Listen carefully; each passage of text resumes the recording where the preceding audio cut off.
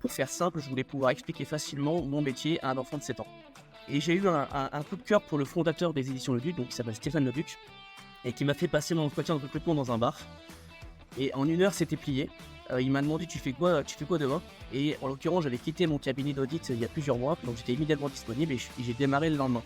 Et en fait, avec l'expérience qui est la mienne maintenant, ce que j'ai retenu, c'est que il y a de nombreuses personnes, et j'en faisais partie, qui cherchent avant tout un métier qui a du sens, un métier dans une entreprise dont les valeurs leur correspondent. Et généralement, ça se traduit dans les process de recrutement. Aujourd'hui, moi en tant qu'employeur, c'est important d'avoir des process de recrutement qui correspondent aux valeurs de notre entreprise.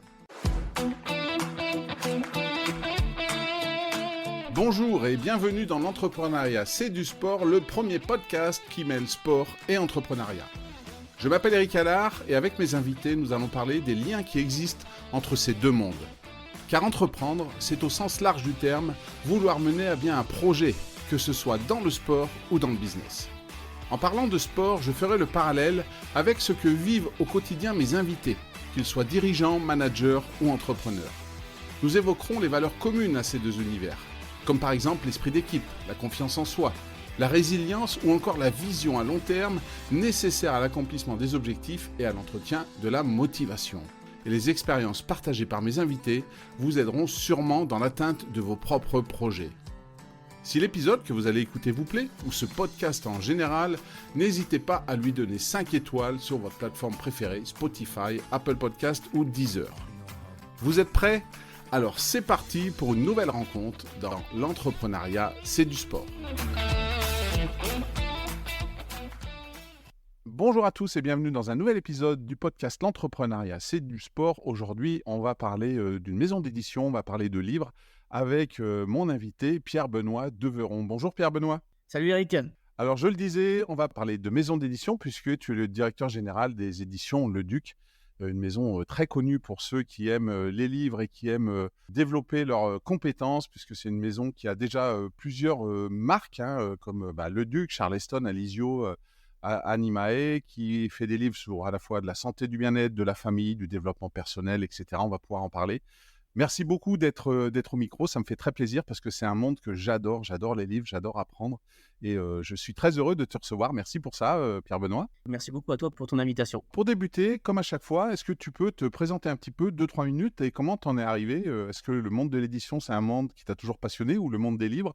Et comment t'en es arrivé ? Quel est ton parcours pour être aujourd'hui directeur général des éditions Le Duc ? Alors, tout d'abord, donc, je suis effectivement en co-direction générale, pour être très précis. On aura l'occasion d'en reparler, mais je fais partie de ceux qui plaident pour une révolution managériale et je plaide pour la co-direction générale. Les éditions Le Duc, c'est une filiale du groupe Albin Michel qui a été créée en 2003 par Stéphane Le Duc. Aujourd'hui, ça regroupe 7 marques éditoriales de référence qui couvrent plusieurs segments de marché. Tu en as parlé tout à l'heure. Donc, il y a la santé et la vie de famille, il y a le développement personnel et professionnel, il y a le développement spirituel, il y a les littératures, il y a le manga, il y en a même une marque de papeterie. Et donc, moi, mon aventure aux éditions Le Duc, ça a démarré en 2009. Je sortais de 3 ans en cabinet d'audit. À l'époque, je m'étais concentré sur des dossiers de petite taille qui étaient non stratégiques pour le cabinet. Et ça avait pour intérêt d'être en lien direct avec les chefs d'entreprise et pas forcément leurs services comptables et d'étudier donc de très nombreuses entreprises sur des différents segments de marché, puisqu'à l'époque, je me posais beaucoup de questions sur ce que je voulais faire. Et cette expérience, justement, m'a permis de savoir ce que je voulais faire, c'est-à-dire de travailler dans une entreprise de petite taille. Mon souhait, c'était plutôt de faire évoluer une structure plutôt que d'évoluer au sein de la structure. Et puis, je souhaitais également travailler dans un secteur facilement identifiable. Pour faire simple, je voulais pouvoir expliquer facilement mon métier à un enfant de 7 ans. Et j'ai eu un coup de cœur pour le fondateur des éditions Le Duc, donc qui s'appelle Stéphane Le Duc, et qui m'a fait passer mon entretien de recrutement dans un bar. Et en 1 heure, c'était plié. Il m'a demandé tu fais quoi demain ? Et en l'occurrence, j'avais quitté mon cabinet d'audit il y a plusieurs mois, donc j'étais immédiatement disponible et j'ai démarré le lendemain. Et en fait, avec l'expérience qui est la mienne maintenant, ce que j'ai retenu, c'est que il y a de nombreuses personnes, et j'en faisais partie, qui cherchent avant tout un métier qui a du sens, un métier dans une entreprise dont les valeurs leur correspondent.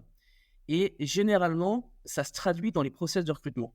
Aujourd'hui, moi, en tant qu'employeur, c'est important d'avoir des process de recrutement qui correspondent aux valeurs de notre entreprise. Donc, par exemple, aux éditions Le Duc, on souhaite être une maison d'édition agile et en mouvement dans un secteur de l'édition qui est objectivement plutôt figé. Et notre maison s'organise souvent pour permettre les meilleures conditions de travail possibles à nos salariés. Et donc, dans nos process de recrutement, c'est vraiment l'image de notre maison. On veut mettre les personnes qui passent l'entretien dans les meilleures dispositions possibles. Et je leur dis souvent, alors je vous dis tout de suite, moi je passe aussi en entretien de parce que c'est un échange. Et si moi je dois avoir un coup de cœur pour vous, vous devez aussi avoir un coup de cœur pour moi et pour la maison d'édition que je représente. Et puis la deuxième chose aussi, c'est que je fais en sorte que les process de recrutement soient courts. Parce que lorsque c'est long, ça veut dire que généralement les décisions qui sont prises en entreprise sont longues. Et ce n'est pas le cas des éditions de Luc. Nous, on essaye de faire en sorte que ce soit court. Voilà, donc ça fait depuis maintenant 15 ans que je suis aux éditions de Luc. Je suis rentré au départ en tant que contrôleur de gestion. Et puis, comme c'était une maison d'édition où il y avait 4 personnes, forcément, je faisais un peu plus que du contrôle de gestion, je faisais pas mal de choses. J'étais, on va dire, le bras droit de Stéphane Leduc. Et puis, j'ai fait évoluer la maison d'édition. Et donc, aujourd'hui, c'est une belle maison d'édition. On a une soixantaine de salariés. Et donc, j'ai repris la direction générale, la co-direction générale en 2017. Et je me suis associé également dans la maison. Et voilà, aujourd'hui, c'est une belle maison et je suis vraiment très heureux de vivre cette aventure au sein des éditions Leduc. Eh bien, écoute, une belle aventure comme tu le dis. Alors moi, je connais les éditions depuis longtemps parce que, comme je l'ai dit, je suis un fan de lecture, d'apprentissage. Alors, vous avez en plus un rayon sport, bien-être que j'ai pu lire quand j'étais sportif. Aujourd'hui, développement personnel. On parlait en off en préparant d'un livre comme Power que j'ai lu et qui est chez vous. Annie Duc, c'est le dernier livre que j'ai acheté, donc qui s'appelle On Parie, que j'ai présenté d'ailleurs sur ma rubrique hebdomadaire sur LinkedIn chaque mardi. Et donc, je suis heureux de voir un peu, j'ai envie de comprendre comment ça fonctionne, comment on arrive à créer tout ça. Tu le disais déjà, pour débuter, tu es un peu disruptif sur la manière de manager. Vous êtes en co-direction aux éditions Leduc. C'est un choix, ça s'est imposé. Et qu'est-ce que tu retires de cette expérience? Qu'est-ce qui est positif pour toi à ne pas être un seul à diriger, mais deux? Alors, des fois, on peut se dire, on a 2 fois plus de compétences. Ça peut être aussi, faut savoir se mettre d'accord. C'est peut-être pas toujours facile. Pour toi, ça t'apporte quoi, cette expérience de co-direction des éditions de Leduc? Alors déjà, c'est pas un choix, puisque au départ, donc ma co-dirigeante s'appelle Karine et donc avec Karine, on s'est retrouvés tous les 2, elle sur la partie plutôt éditoriale et moi sur la partie plutôt fonction support. On était voilà, au départ, on avait la gestion opérationnelle, des éditions Leduc et on avait Stéphane Leduc, qui était donc président des éditions Leduc et qui s'est petit à petit détaché des éditions Leduc jusqu'à vendre ses parts en 2018 quand on a été racheté par le groupe Albin Michel. Donc au départ, c'était pas du tout choisi. Par contre, on a finalement choisi de travailler ensemble puisqu'on est toujours là aujourd'hui. Ce qui est important, c'est que nous sommes très différents tous les deux, de par nos compétences, de par notre formation, de par nos histoires. Mais ce qui est sûr, c'est qu'on a tous les deux la prétention de penser que nous n'avons pas la vérité absolue et qu'il est toujours important de pouvoir échanger ensemble avant de prendre une décision. Au moins, lorsque vous prenez une décision, vous ne l'avez pas prise seule, vous l'avez prise en collaboration avec elle ou avec donc elle avec moi. Et ça, c'est vraiment fondamental. Moi, pour participer à plusieurs organisations de dirigeants, la première souffrance d'un dirigeant, c'est la solitude. Et cette solitude-là, on ne l'a pas. Alors après, bien évidemment, ça demande des ajustements, c'est pas toujours facile, hein. On est souvent en désaccord, on est même très souvent en désaccord, mais ce ne sont pas des désaccords majeurs, ce sont des désaccords mineurs qui nous permettent de prendre des décisions. Ce qui est important aussi, c'est qu'au départ, on s'est construit l'un avec l'autre avec des compétences très différentes. Donc elle était vraiment sur la partie éditoriale, communication et marketing, et moi j'étais plutôt sur le développement commercial et l'ensemble des fonctions support. Et en fait, au final, avec le temps, on s'est formé l'un l'autre. Donc aujourd'hui, moi je participe de plus en plus aux process éditoriaux, et elle participe de plus en plus au budget et au développement commercial. Donc aujourd'hui, on est venus tous les deux complets. Et pourquoi on a choisi ça? C'est parce qu'il n'y avait rien de plus énervant de penser qu'il y avait un cerveau droit et un cerveau gauche, donc en fait 2 demi-cerveaux qui représentaient un cerveau. Non, on est 2 cerveaux bien constitués, avec effectivement encore une fois une complémentarité. Mais c'est important aussi de pouvoir se former à l'autre parce que c'est ce qui nous permet aussi de sortir de nos zones de confort et de pouvoir progresser. Donc aujourd'hui, ça se passe vraiment très bien.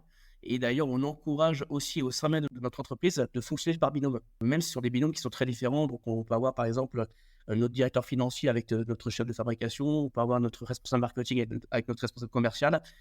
On a nos directrices éditoriales qui fonctionnent aussi, alors qu'on a des marques très différentes les unes des autres, mais qui fonctionnent aussi en binôme. Mais voilà, on encourage beaucoup ça parce que ça permet de sortir de sa zone de confort, de sortir de ses certitudes. Et on pense que c'est vraiment une bonne chose de pouvoir prendre des décisions de cette manière-là. Ça ressemble étrangement à ce que peuvent mettre en place les sportifs de haut niveau, que ce soit des sportifs individuels ou par équipe, où il y a quelques années, il y avait un entraîneur qui faisait tout. Et puis aujourd'hui, on va chercher les compétences où elles sont, que ce soit de la diététique, de la préparation mentale, physique. Et il n'est pas rare de voir, même pour un sportif individuel, un staff avec plusieurs personnes à la tête qui chacun ont une spécificité et puis qui travaillent en lien avec d'autres. C'est exactement pareil, en fait, ce que tu me racontes là chez le Duc. Alors oui, donc moi je m'intéresse beaucoup au sport, on aura l'occasion d'en parler. Et sauf que je vois souvent dans le milieu sportif et même dans le milieu de l'entreprise, on parle souvent d'une direction générale avec une direction adjointe. Je pense que le cas du football fait partie des sports de prédilection, enfin des sports que je suis le plus. On a souvent un entraîneur avec un entraîneur adjoint. Je pense à Laurent Blanc comme ça, Jean-Louis Gasset, on savait que le binôme marchait très bien, ce qui a permis notamment à Bordeaux de pouvoir évoluer dans le top niveau. Et on oublie en fait le rôle souvent du directeur adjoint par rapport à l'entraîneur adjoint par rapport à l'entraîneur principal. Mais j'ai pas vu beaucoup de cas où vous aviez deux entraîneurs avec les mêmes fonctionnalités. On a souvent un entraîneur global qui s'entoure des meilleurs. Ça, on aura aussi probablement l'occasion d'en parler. C'est important de s'entourer des meilleurs. Un entraîneur, il ne peut pas tout faire. Il ne peut pas faire la préparation physique, la préparation mentale, la préparation des entraînements, le choix des joueurs le jour J. Il a besoin de s'entourer des meilleurs, des personnes qui sont encore meilleures qu'elle. Et justement, l'objectif d'un chef d'entreprise, comme d'un entraîneur, c'est de faire la synthèse de tout ça. Voilà, on voit souvent dans le milieu du sport, c'est souvent des personnalités qui sont assez isolées. Et d'ailleurs, il y a beaucoup d'entraîneurs qui parlent de leur solitude. Parce que ce n'est pas le même rapport que vous avez des adjoints qu'avec une personne de votre niveau de hiérarchie. Donc on s'inspire effectivement de ce qui se passe, mais encore une fois, nous on est vraiment sur un niveau parfaitement équivalent. Et tu parlais du football, justement. C'est ton sport de prédilection? C'est le sport où, si tu te rêves sportif ou champion, c'est le sport dans lequel tu aurais aimé performer ou tu as d'autres sports qui te viennent à l'esprit? Moi j'ai deux sports dans lesquels j'ai failli performer, on va dire. Donc il y a le football, j'ai joué pendant 30 ans, j'ai arrêté pendant le Covid. Pourquoi? Parce que j'avais une équipe du coup, qui s'est délitée avec le Covid et parce qu'on n'avait pas la possibilité de jouer. Et puis surtout, je me blessais souvent. J'étais arrivé à un âge où lorsque vous vous blessez, vous mettez de plus en plus de temps à vous y remettre. Donc j'ai arrêté le football. Je joue, on va dire, une fois toutes les 2-3 semaines, donc c'est pas énorme non plus. Par contre, je cours 4 fois par semaine, plus en mode trail. Et alors, pour le coup, si je devais parler aujourd'hui d'un sport dans lequel j'aurais aimé performer et également d'un sport dans lequel je pourrais m'identifier comme inspiration pour une entreprise, ça serait plutôt le trail ou le marathon, parce que ce sont des courses de longue distance et c'est plutôt à la fin qu'on voit les efforts que vous avez pu faire pendant des heures et des heures. Quand on dit que l'entreprise marche un peu comme un marathon, c'est qu'on a surtout besoin, dans le cas des entraînements, de faire ce qu'on appelle de l'endurance fondamentale. Donc ça veut dire des moments où on fait des pauses, des moments où on fait de la récupération, des moments où on arrive à ne pas mettre toute notre énergie au service des projets, parce que c'est ça qui nous permet de durer. Moi, je mettrais plutôt le marathon comme source d'inspiration, bien que dans toute ma vie, j'ai plutôt fait du football. Mais voilà, je suis en train de bifurquer. Puis tu parlais du trail. C'est vrai que de l'extérieur, quand on les voit, ces ultra-trailers, il y a eu la Diagonale des Fous il n'y a pas longtemps où Mathieu Blanchard a gagné. Ils sont tout seuls à courir, certes, mais s'ils n'ont pas une équipe dans l'ombre qui les suit, ils ne peuvent pas performer. C'est-à-dire qu'il faut faire de l'endurance fondamentale, c'est pas une course de sprint. Mais voilà, t'es pas tout seul en fait. Et aujourd'hui, en plus, vous êtes deux à la direction générale aux éditions Le Duc. Mais tu le disais aussi, en dessous, ben voilà, tu veux aussi des gens qui sont plus compétents que toi parce que dans certains domaines, parce que c'est comme ça qu'on arrive à monter. Et c'est exactement pareil dans ce que tu décris, que ce soit le marathon ou l'ultra trail ou même le foot. Donc il y a beaucoup de points communs. Moi, je vois beaucoup de points communs entre ce que tu dis dans le monde de l'entreprise aux éditions Le Duc et puis dans le sport ou dans les sports que tu as cités. Oui, tout à fait. Mathieu Blanchard, effectivement, ça fait partie des exemples, bien sûr. J'aurais pu citer aussi François Daen, qui fait partie des exemples à suivre. On parle aussi peu, finalement, de tous les amateurs. La Diagonale des Fous, vous avez des centaines de personnes qui souffrent énormément, qui souffrent peut-être encore plus parce qu'ils n'ont pas le même physique, les mêmes compétences de haut niveau que peuvent avoir Mathieu Blanchard. Pour parler de Mathieu Blanchard, oui, effectivement, c'est pour moi une vraie inspiration. Alors, en l'occurrence, je crois qu'une de ses principales pièces maîtresses, c'est sa compagne, ce qui peut lui apporter aussi des choses un petit peu différentes.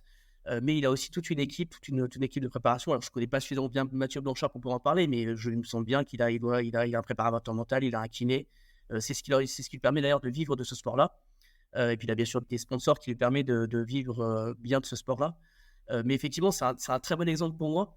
La Diagonale des Fous, si je ne vous dis pas de bêtises, il l'a fait avec une allure moyenne de 7 km/h, je crois 7,5 km/h, en comptant bien sûr les pauses, etc.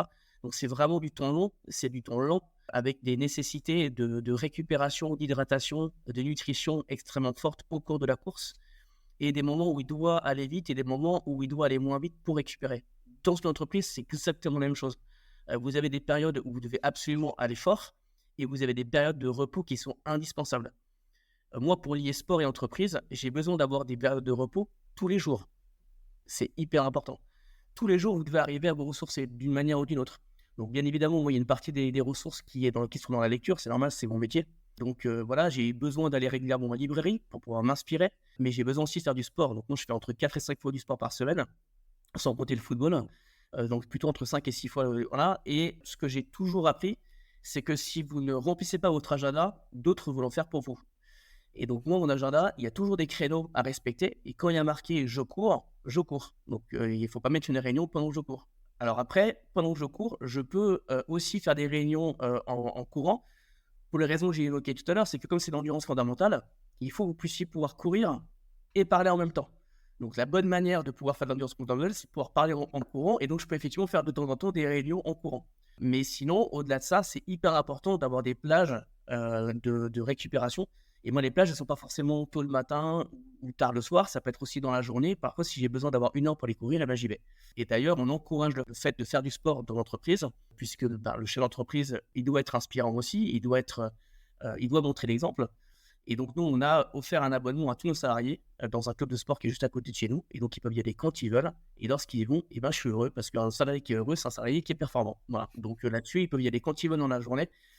Mais c'est vraiment important d'avoir ces plages de récupération et ces moments où on peut souffler. Ça permet d'aérer le cerveau et ensuite d'être plus performant dans la journée. Si on parle Diagonale des Fous ou l'Ultra Trail du Mont Blanc, c'est des objectifs que tu aimerais avoir à terme de faire ce type de compétition? Alors déjà, chaque chose dans son temps. Moi, je fais aujourd'hui plutôt des trails de 30 ou 40 km, ce qui me suffit déjà beaucoup. La Diagonale des Fous, bien sûr, ça reste un rêve pour tout le monde.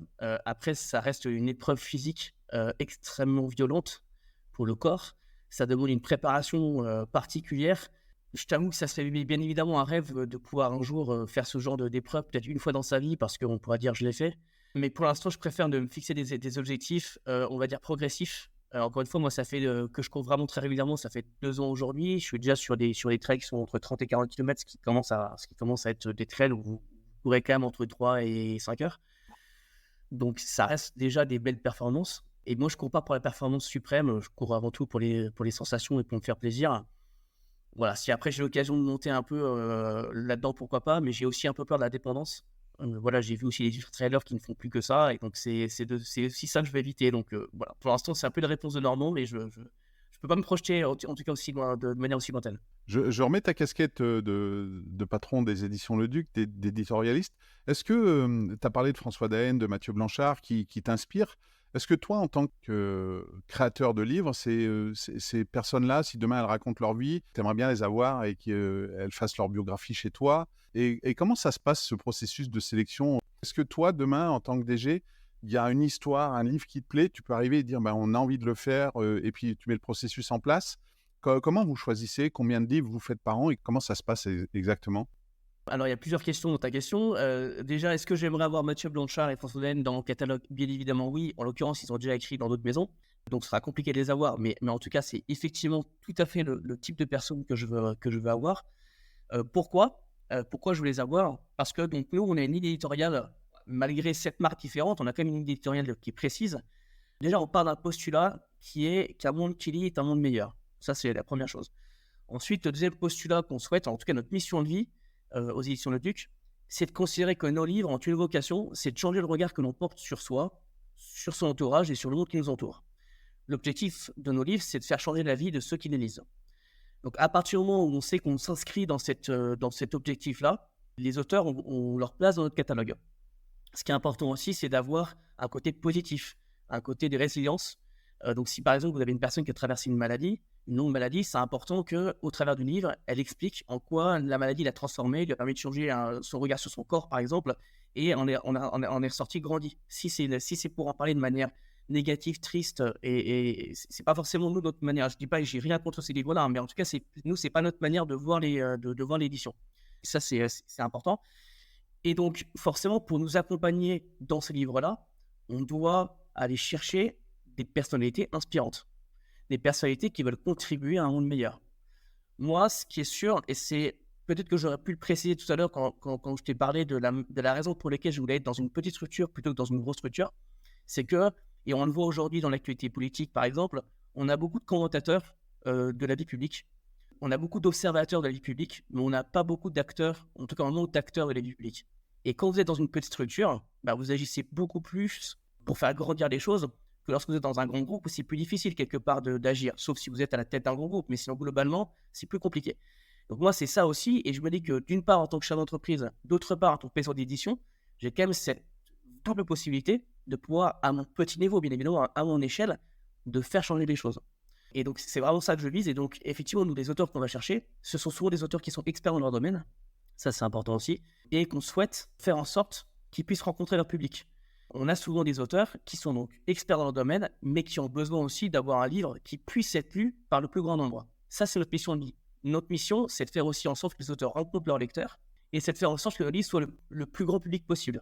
C'est comme ça, en tout cas, qu'on fonctionne. Donc après, on a toute une équipe, des équipes éditoriales sur différents segments de marché qui vont chercher, selon nous, ce qu'il existe de meilleur dans chaque domaine d'expertise. Et ensuite, vous avez tout un processus éditorial depuis la rencontre de l'auteur jusqu'à la publication du manuscrit. Et puis ensuite, bien évidemment, l'objectif, c'est de faire durer le livre dans le temps. Tu parlais tout à l'heure de Power. Power, c'est un livre qui date de 2009 et qui ne s'est jamais aussi bien vendu qu'aujourd'hui. Là aussi, il n'y a rien de plus grisant quelque part pour un éditeur que de savoir que les livres peuvent presque traverser les générations. Quand vous avez un livre qui a une durée de vie aussi belle que celle de Power, c'est une inspiration aussi pour nous. Plus un livre dure, plus quelque part on accomplit notre mission de vie. Tu disais que ce que tu aimes bien aux éditions Le Duc, c'est cette agilité. Est-ce que ça veut dire, si vous êtes une 60aine de salariés, est-ce que ça veut dire que demain, quel que soit le salarié qui est membre des éditions Le Duc et qui vient vous voir, est-ce qu'il a la possibilité de venir vous voir en disant, à titre perso, j'ai participé à une conférence, c'était quelqu'un d'inspirant, on a discuté, puis il voudrait écrire un livre, peut un peu vous donner l'information et vous pouvez aller plus loin. Tout le monde a voix au chapitre dans ce processus éditorial qui va aboutir peut-être ou pas à la création d'un livre? Oui, bien sûr. Déjà, du fait qu'on ait cette marque éditoriale dans plusieurs segments de marché différents, on couvre quand même une grande partie du marché. Donc, avec des multiples possibilités d'avoir des livres qui puissent s'inscrire dans notre projet éditorial. Après, on a des directrices éditoriales, bien sûr, mais les projets peuvent être apportés par des personnes différentes de la direction éditoriale. Ça, c'est déjà fait. Moi, le premier, d'ailleurs, ça m'est arrivé d'apporter des projets. Alors, je ne suis pas éditeur à la base, mais on a une de nos valeurs qui est créée pour inspirer. Et donc, créer pour inspirer, dans un milieu comme l'édition, créer en soi, c'est pas forcément... c'est assez banal finalement, c'est pas très original. Par contre, ce qui est important, c'est de permettre cette création, cette inspiration-là dans tous les services de l'entreprise. Alors, si on accepte, on va dire, la comptabilité, je pense que de devoir créer des choses en comptabilité peut-être un petit peu dangereux parfois, mais donc, globalement, l'inspiration et la création, c'est pas uniquement au niveau éditorial, ça peut être au niveau des process marketing, ça peut être au niveau du commercial, ça peut être au niveau des techniques de fabrication. En tout cas, ce qui est important, c'est que toutes les personnes qui ont pu voir en France ou à l'international des fabrications spécifiques, des auteurs importants dans leur pays, des techniques marketing ou commerciales inspirantes, différentes, originales, bien évidemment, tout ça est bienvenu. Et on en parle très régulièrement. Et voilà, tout le monde, en tout cas, peut apporter ses idées aux éditions Le Duc. Tu évoquais tout à l'heure cette codirection des éditions Le Duc. Tu parlais aussi de Laurent Blanc et de Gasset. Est-ce qu'il y a des entraîneurs, des coachs qui, pour toi, de la manière dont ils gèrent à la fois leur équipe, leurs objectifs, les égos parfois, auraient des aptitudes pour justement être de bons managers en entreprise parce qu'ils savent s'entourer, parce qu'ils savent rallier leur équipe autour d'un objectif. Est-ce que pour toi, tu as des noms comme ça? Est-ce que c'est Laurent Blanc que tu as cité tout à l'heure ou est-ce que tu en as d'autres dans le foot ou d'autres sports, hein? Oui, j'en ai beaucoup. Ce serait même très long de pouvoir tous les citer. Après, je vais faire une forme de déformation professionnelle. En l'occurrence, je suis lyonnais. Donc forcément, j'ai eu beaucoup d'attention pour une personne comme Bruno Genesio ou comme aujourd'hui Pierre Sage. Pourquoi? Parce que ce sont des personnes qui viennent du cru. C'est des personnes qui, comme ça, payent pas de mine. Et pourtant, ils ont une science technique et tactique vraiment impressionnante. Et surtout, ils sont toujours en retrait par rapport au collectif.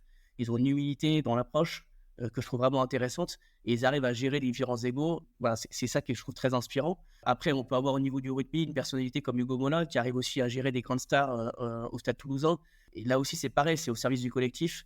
Bon, il y a aussi des joueurs qui m'inspirent, des joueurs comme Antoine Dupont, qui bien sûr est une star, mais qui est d'une humilité sans nom. Il y a aussi un rugbyman que tu connais certainement, qui s'appelle Thierry Dussautoir, qui a marqué son époque du rugby.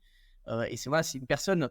Là, c'est pareil, c'est pas lui qui a marqué les essais. Par contre, s'il n'est pas là, l'équipe n'est pas là pour plaquer, n'est pas là pour avoir cet aspect défensif qui est un aspect aussi si ingrat et en même temps si important. Donc voilà, c'est des joueurs qu'on ne voit pas forcément de manière très visible pendant un match, mais pourtant qui sont incontournables dans une équipe. Donc effectivement, tout ça, ça fait partie des joueurs ou des entraîneurs que je trouve très inspirants. Après, je peux en citer beaucoup d'autres, mais voilà, en tout cas, je trouve ça très inspirant. Tu as parlé de l'humilité d'un Antoine Dupont, on parle souvent de résilience quand on parle de sportif. Est-ce que toi, il y a une qualité que tu associes aux sportifs de haut niveau que tu n'as pas aujourd'hui et que tu aimerais avoir dans ton quotidien de directeur général des éditions Le Duc? C'est vraiment une excellente question. Figure-toi, je me l'étais jamais posée. Non, ce que je trouve vraiment bien chez Antoine Dupont, par exemple, et moi, pour avoir connu à mon petit niveau des matchs, j'ai beaucoup progressé dans la gestion de mes émotions, parce que j'ai quand même mon caractère et ça peut m'arriver parfois de pouvoir sortir de mes gonds. Ça m'arrive assez rarement et de plus en plus rarement, parce que c'est important aussi de pouvoir gérer ses émotions. Mais c'est vrai que je m'inspirerais bien de leur attitude dans la défaite. Moi, c'est vraiment ça qui est important que je trouve vraiment. Vous avez des sportifs qui n'acceptent pas la défaite et qui, lorsque vous avez un match perdu, vont dire c'est la faute de l'arbitre. Voilà. Et donc, Antoine Dupont, par exemple, à chacune de ses interviews, c'est on n'a juste pas été à la hauteur. Il faut se remettre en question, essayer de manière pour nous de progresser. C'est vraiment comme ça que je perçois les choses. Je pense que parfois, je peux un peu manquer d'humilité en n'étant pas suffisamment responsable dans les insuccès que je peux avoir. Moi, aux éditions Leduc, c'est plutôt dans le sport où je peux être un peu mauvais joueur. On parle souvent, quand on dure, de la passion qui anime ces sportifs. Après 15 ans aux éditions, tu as toujours cette passion du livre. Tu disais, tu dois aller dans les librairies pour découvrir des choses, pour voir ce qui se passe. Tu as toujours cette même passion du livre? Ça te passionne toujours autant? Le jour où j'ai un peu cette passion du livre, il faudra que j'arrête ce métier-là, tout simplement. Alors, pourquoi j'adore le livre? Parce que moi, c'est au travers des lectures que j'apprends. C'est au travers des lectures que je progresse. Le jour où j'aurai le sentiment que je progresserai plus, c'est qu'il faudra que je fasse autre chose. Et c'est ce que je trouve vraiment intéressant, c'est que tous les matins, lorsque je me lève, je sais que je vais continuer d'apprendre. Et le livre fait vraiment partie, pour moi, d'un outil indispensable dans l'apprentissage. Malgré l'omniprésence aujourd'hui de la vidéo, des réseaux sociaux, etc., pour moi, le livre reste le meilleur et de très loin vecteur de la transmission. On a des livres, alors je pourrais citer bien sûr plusieurs livres de chez nous ou même d'autres maisons d'édition, bien sûr. C'est surtout les livres de développement professionnel qui m'apportent beaucoup. Mais voilà, ce segment de marché-là regorge de livres d'apprentissage qui sont absolument incroyables. Et moi, je continue de m'inspirer quotidiennement de ces livres-là. Et c'est ce qui me permet au quotidien de me dire, de mettre l'énergie au bon endroit. Parce que je me dis, je vais continuer d'apprendre. Et c'est encore une fois, c'est vraiment au travers des livres. Pas que les livres, hein, c'est aussi au travers des expériences, des rencontres, etc., bien évidemment. Mais le livre fait quand même partie, pour moi, des vecteurs principaux de l'apprentissage et de la transmission. Tu disais que tu fais partie de plusieurs clubs de dirigeants d'entreprise, que la tête des éditions Ludiques, cette co-direction, c'est un peu disruptif, tout ça. Du coup, tu n'as pas envie toi-même d'écrire un livre pour mettre en place et montrer ta méthode de management et tes idées, et puis et justement, comme tu le disais, déployer cette méthode-là pour faire réfléchir les gens? Ça ne te vient pas à l'esprit d'écrire ce livre, ou c'est déjà en cours ou... Alors, figure-toi que lorsqu'on rencontre des auteurs, j'ai constaté qu'il y avait deux freins. Le premier frein, c'est la légitimité, et le deuxième frein, c'est le temps. Et donc, l'objectif de mes éditions, c'est d'offrir la légitimité et d'offrir le temps. Et en l'occurrence, on dit aussi souvent que les cordonniers sont les plus mal chaussés. Et en l'occurrence, je ne me sens pas du tout avoir la légitimité pour écrire un livre. Pour finir, du coup, c'est quoi les projets dans les semaines, dans les mois qui viennent sur les éditions Le Duc, ou toi personnellement? Bon, j'ai bien compris que ça ne serait pas l'UTMB ou la Diagonale des Fous tout de suite, mais voilà, quels sont les projets dont tu peux parler pour les éditions? Alors, ça tombe très bien du coup qu'on enregistre ce podcast sur le sport, parce que je souhaite mettre à profit mon immense passion pour le sport. Et donc, je souhaite développer une marque 100% dédiée au sport, avec vraiment un focus sur la transmission des sportifs de haut niveau, où l'objectif, c'est de comprendre au travers de ces sportifs de haut niveau ce qui a fait ce qu'ils sont devenus aujourd'hui, avec bien sûr leur lot de succès, d'insuccès, leur lot de difficultés, de souffrances. C'est aussi pas forcément toujours évident, des personnes qui ont connu la gloire et qui sont tombées dans l'anonymat.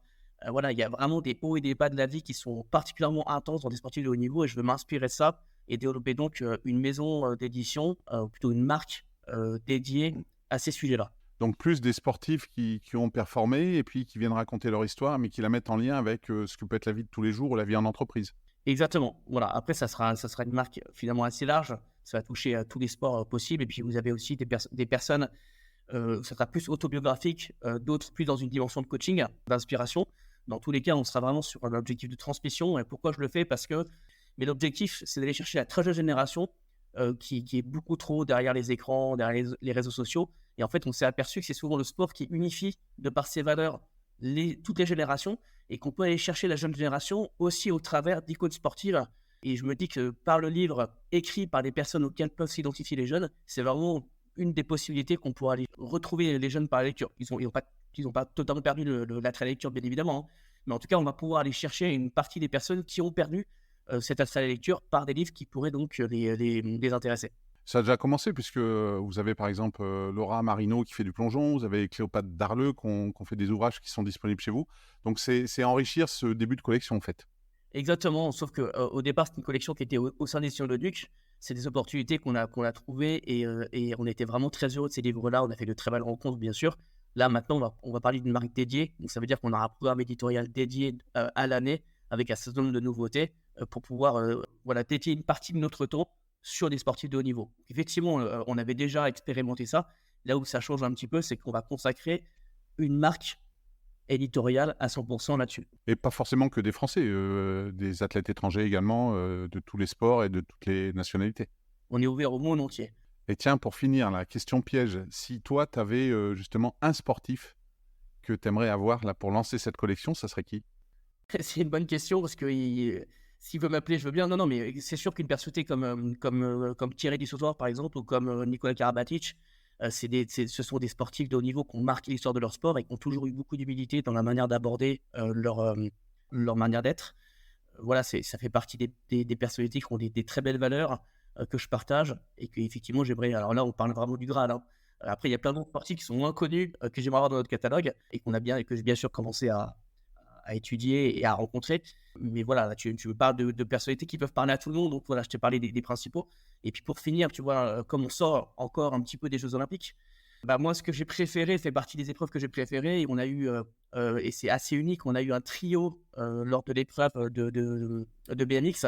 Et moi, ce que j'ai préféré, c'est que le premier a regardé le deuxième, qui a regardé le troisième pour s'assurer qu'ils étaient bien dans le bon ordre. Et je trouve que de commencer à regarder ce qui se passe derrière avant de célébrer sa propre victoire, c'est typiquement le genre de valeur que je trouve formidable.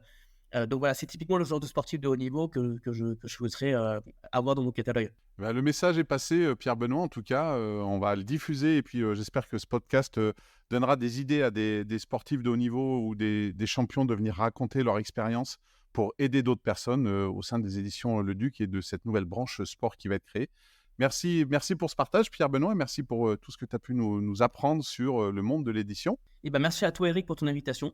Et puis, bien entendu, je donnerai tous les liens pour que vous puissiez soit contacter Pierre Benoît sur LinkedIn, soit aller voir le site des éditions Le Duc, que vous soyez un fidèle lecteur, que vous soyez un sportif qui a envie d'écrire sa vie. Et puis, à tous les auditrices et tous les auditeurs, je vous donne bien sûr rendez-vous très vite pour un nouvel épisode de l'entrepreneuriat, c'est du sport.